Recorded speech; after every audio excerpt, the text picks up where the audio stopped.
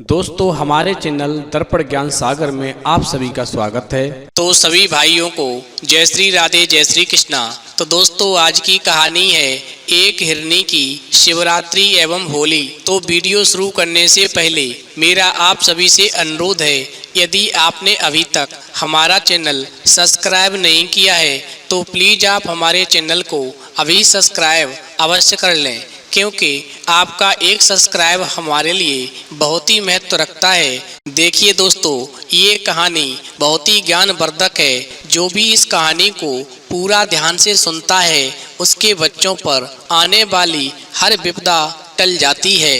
तो आ जाइए दोस्तों, कहानी की तरफ गौर करते हैं। देखिए, एक बार माता पार्वती ने भगवान शिव से पूछा, ऐसा कौन सा श्रेष्ठ एवं सरल व्रत पूजन है जिससे मृत्यु लोक के प्राणी आपकी कृपा को सहजी प्राप्त कर लेते हैं। दोस्तों, उत्तर में भगवान शिव ने पार्वती को शिवरात्रि के व्रत का विधान बताकर एक कथा सुनाई और भगवान शिव कहने लगे, पार्वती, एक बार एक गांव में एक शिकारी रहता था। पशुओं की हत्या करके वो अपने कुटुंब को पालता था। वो शिकारी एक साहूकार का ऋणी था, लेकिन उसका ऋण समय पर न चुक सका और क्रोधवश साहूकार ने शिकारी को शिव मठ में बंदी बना लिया। मगर ध्यान रखना, जिस दिन साहूकार ने उस शिकारी को शिव मठ में बंदी बनाया, संयोग से उस दिन शिवरात्रि थी। दोस्तों, भगवान शिव कहते हैं, पार्वती, शिकारी ध्यान मग्न होकर के शिव संबंधी धार्मिक बातें सुनता रहा। चतुर्दशी को उसने शिवरात्रि की कथा भी सुनी। संध्या होते ही साहूकार ने उसे अपने पास बुलाया और ऋण चुकाने के विषय में बात की। भगवान शिव कहते हैं, पार्वती, शिकारी अगले दिन सारा ऋण लौटा देने का वचन देकर के बंधन से छूट गया और फिर अपनी दिनचर्या की भांति वो जंगल में शिकार करने के लिए निकला। लेकिन दिन भर बंदी गृह में रहने के कारण भूख प्यास से वो शिकारी व्याकुल था। भगवान शिव कहते हैं, पार्वती, शिकार करने के लिए वो शिकारी एक तालाब के किनारे बेल वृक्ष पर चढ़कर के अपना पड़ाव बनाने लगा। लेकिन उसी बेल वृक्ष के नीचे एक शिवलिंग था जो बेल पत्रों से पूरी तरह ढका हुआ था। शिकारी को इस बात का बिल्कुल भी पता नहीं चला कि इस बेल पेड़ के नीचे कोई शिवलिंग भी है। अब दोस्तों, भगवान शिव कहते हैं, पार्वती, पड़ाव बनाते समय शिकारी ने जो टहनियां तोड़ी वे संयोग से शिवलिंग पर गिरी। इस प्रकार दिन भर भूखे प्यासे शिकारी का व्रत पूरा हो गया और शिवलिंग पर बेलपत्र भी चढ़ गए। और फिर वो शिकारी उस बेल पेड़ के ऊपर अपना पड़ाव बना करके शांति पूर्वक बैठ गया और फिर जंगली जानवरों के आने का इंतजार करने लगा। भगवान शिव कहते हैं, पार्वती, एक पहर रात्रि बीत जाने पर एक गर्भड़ी मृगी उस तालाब पर पानी पीने पहुंची। तो वैसे ही शिकारी ने धनुष पर तीर चढ़ा करके ज्यों ही प्रत्यंचा खींची तो वो मृगी जो थी, अपने प्राणों को बचाने के लिए उसने एकदम से छलांग लगाई। तो छलांग लगाते समय वो हिरनी जो थी उस बेल पेड़ से टकरा गई और कुछ बेल के पत्ते टूट करके उसी शिवलिंग के ऊपर गिर गए। और फिर वो हिरनी थोड़ा आगे बढ़ करके शिकारी की तरफ मुंह करके एकदम से कहने लगी, देखो, मैं इस समय पर गर्भिणी हूँ, शीघ्र ही प्रसव करूँगी। तुम एक साथ दो जीवों की हत्या करोगे, जो ठीक नहीं है। मेरा विश्वास करो, मुझे थोड़ा समय दो, मैं अपने बच्चे को जन्म दे करके शीघ्र ही तुम्हारे सामने प्रस्तुत हो जाऊंगी, तब तुम मुझे मार लेना। भगवान शिव कहते हैं, पार्वती, इस प्रकार उस गर्भिणी हिरनी की विनय स्वीकार करके शिकारी ने प्रत्यंचा ढीली कर दी और मृगी जो थी झाड़ियों में लुप्त हो गई। अब कुछ ही देर के बाद में एक और मृगी उधर से निकली। शिकारी की प्रसन्नता का ठिकाना नहीं रहा और मन में सोचने लगा, इस बार मैं अपना शिकार निश्चित करूंगा। और फिर उस दूसरी हिरनी के समीप आने पर उस शिकारी ने धनुष पर बाण चढ़ाया अब जैसे ही शिकारी ने धनुष पर बाण चढ़ाया, वैसे ही वो मृगी जो थी उसने अपने प्राण बचाने के लिए एक छलांग लगाई और छलांग लगाते समय पर वो दूसरी हिरनी जो थी वो भी उसी बेल पेड़ के पत्तों से टकरा गई और एकदम से उस बेल पेड़ से कुछ बेल पत्ते टूट करके उसी शिवलिंग पर गिर गए। और फिर थोड़ा आगे बढ़ कर के वो दूसरी हिरनी जो थी वो भी विनम्रता पूर्वक निवेदन करने लगी। और फिर थोड़ा आगे बढ़ कर के वो दूसरी हिरनी जो थी वो भी उस शिकारी की तरफ मुंह करके विनम्रता पूर्वक निवेदन करने लगी, हे पारदी, मैं थोड़ी देर पहले ही ऋतु से निवृत्त हुई हूँ, कामातुर ब्रह्मणी हूँ, अपने प्रिय की खोज में भटक रही हूँ, अभी मुझे जाने दो और मेरा विश्वास करो, मैं अपने पति से मिलकर के शीघ्र ही तुम्हारे पास वापस आ जाऊंगी। दोस्तों, भगवान शिव कहते हैं पार्वती, इस प्रकार उस शिकारी ने उस दूसरी हिरनी को भी वहां से जाने दिया। अब 2 बार शिकार को खो करके उस शिकारी का माथा ठनका और वो चिंता में पड़ गया, क्योंकि रात्रि का आखिरी पैर बीत रहा था। तभी वहां पर एक तीसरी हिरनी अपने बच्चों के साथ में उधर से निकली। अब तो उस शिकारी के लिए ये स्वर्णिम अवसर था और फिर शिकारी ने धनुष पर तीर चढ़ाने में बिल्कुल देर नहीं लगाई। वो शिकारी उस तीसरी मृगी पर तीर छोड़ने वाला ही था, वैसे ही वो तीसरी हिरनी अपने प्राण बचाने के लिए एकदम से छलांग लगाती है और छलांग लगाते समय पर उसी बेल पेड़ से टकरा जाती है।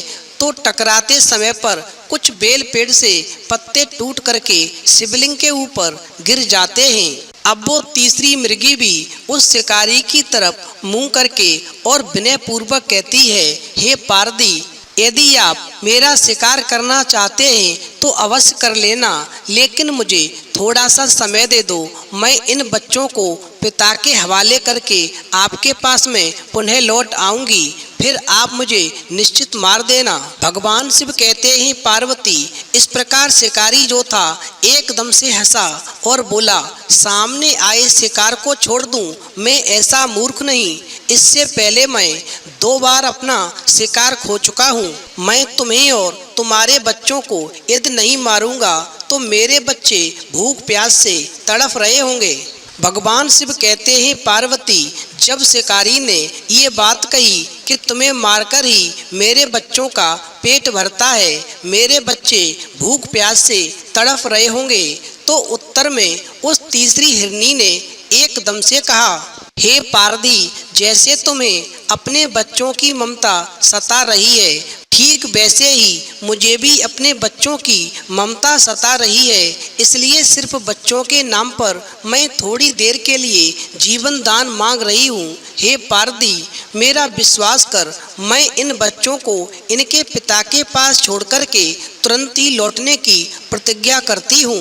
भगवान शिव कहते हैं पार्वती, तीसरी हिरनी का दीन स्वर सुनकर के उस शिकारी को उस पर दया आ गई और फिर शिकारी ने उस तीसरी मृगी को भी वहां से जाने दिया। अब शिकार के अभाव में बेल वृक्ष पर बैठा शिकारी बेल पत्र तोड़ तोड़ करके नीचे फेंकता जा रहा था। उसी समय पर एक हष्टपुष्ट मृग उसी रास्ते पर आया और शिकारी ने सोच लिया कि इस बार वो इसका शिकार अवश्य करेगा। भगवान शिव कहते हैं पार्वती, शिकारी की तनी हुई प्रतिज्ञा को देख करके मृग जो था विनीत स्वर में बोला, हे पारदी भाई, यदि तुमने मुझसे पहले आने वाली 3 मृगियों तथा छोटे छोटे बच्चों को मार डाला है तो आप मुझे भी मारने में विलंब मत करो, ताकि उनके वियोग में मुझे एक क्षण का भी दुख सहना ना पड़े, क्योंकि मैं उन मृगियों का पति हूँ। यदि तुमने उन्हें जीवन दान दिया है तो मुझे भी कुछ क्षण के लिए जीवन दान देने की कृपा करो, क्योंकि मैं उनसे मिलकर के फिर तुम्हारे सामने उपस्थित होने की प्रतिज्ञा करता हूँ। अब भगवान शिव कहते हैं पार्वती, इस प्रकार उस मृग की बात सुनते ही शिकारी के सामने पूरी रात का घटनाक्रम चक्र घूम गया। उसने सारी कथा उस मृग को सुना दी। तब मृग ने कहा, मेरी तीनों पत्नियां जिस प्रकार प्रतिज्ञाबद्ध होकर गई हैं, मेरी मृत्यु से अपने धर्म का वो पालन नहीं कर पाएंगी। अतः जैसे तुमने उन्हें विश्वास पात्र मान कर के छोड़ा है, वैसे ही मुझे भी यहाँ से जाने दो। मैं प्रतिज्ञा करता हूँ उन सबके साथ में तुम्हारे सामने शीघ्र ही उपस्थित हो जाऊंगा, फिर आप हम सबको मार लेना। भगवान शिव कहते हैं, पार्वती, उपवास, रात्रि जागरण तथा शिवलिंग पर बेलपत्र चढ़ाने से शिकारी का हिंसक हृदय जो था वो निर्मल हो गया था, उसमें भगवत शक्ति का वास हो गया था। धनुष तथा बाण उस शिकारी के हाथ से सहजी छूट गए थे। अब भगवान शिव की अनुकंपा से उसका हिंसक हृदय कारुणिक भावों से भर गया। अब भगवान शिव कहते हैं, पार्वती, थोड़ी ही देर के बाद में क्या होता है, वो मृग जो था सब परिवार शिकारी के समक्ष उपस्थित हो गया ताकि वो उनका शिकार कर सके। किंतु जंगली पशुओं की ऐसी सत्यता, सात्विकता एवं सामूहिक प्रेम भावना देखकर के शिकारी को अपने मन में बड़ी ही गिलानी हुई और उसके नेत्रों से आंसुओं की फिर झड़ी लग गई। और इस प्रकार फिर उस शिकारी ने उस मृग परिवार को न मार करके शिकारी ने अपने हृदय को कठोर हिंसा से सदा के लिए हटा लिया और कोमल एवं दयालु बन गया। दोस्तों, भगवान शिव कहते हैं, पार्वती, जब वो शिकारी कोमल एवं दयालु बन जाता है तो फिर वो उस मृग और उसकी पत्नियों से कहता है, हम सब ने अनजाने में इस शिवलिंग के ऊपर बेल पत्रों को चढ़ाया और उपवास अपने आप हो गया। इसकी वजह से हम लोगों का भाव बदल गया। अब इस शिवरात्रि के साथ में एक पर्व और आ रहा है। हम सभी मिलकर के होली के रंग साथ साथ उड़ाएंगे और हमेशा के लिए ये हिंसा भरी जिंदगी से दूर हो जाएंगे। अब दोस्तों, भगवान शिव कहते हैं, पार्वती, इस प्रकार होली का त्योहार आने पर वो शिकारी और उस मृगी का परिवार सब एक स्थान पर एकत्रित हुए और फिर उन्होंने मिलकर के आपस में रंगों का त्योहार मनाया। इस प्रकार से वो शिकारी और मृगी का परिवार हमेशा के लिए खुशियों में खो गया और ये सब देख कर के देवलोक से समस्त देव समाज भी इस घटना से प्रसन्न हुआ और घटना की रणनीति होते ही देवी देवताओं ने फिर पुष्पों की उन सब के ऊपर वर्षा की और इस प्रकार से उस शिकारी और मृग परिवार का जब अंत हुआ तो उनको मोक्ष की प्राप्ति हुई। तो दोस्तों, इस कहानी से ये सीख मिलती है कि जो भगवान शिव की भक्ति करता है और होली के त्योहार को मिलजुल के मनाता है, हिंसा से बिल्कुल दूर हो जाता है, अहिंसा का पुजारी हो जाता है, उसके जीवन में हमेशा खुशियां भरी रहती हैं। जिस प्रकार से उस शिकारी और मृगी के परिवार के ऊपर देवताओं ने मिलकर के पुष्पों की वर्षा की, उसी प्रकार से यदि आप भी भगवान शिव की भक्ति करेंगे और मिलजुल करके होली का त्योहार मनाएंगे तो निश्चित ही देवों की कृपा आप सबके ऊपर भी होगी और आपका जीवन खुशियों से भर जाएगा।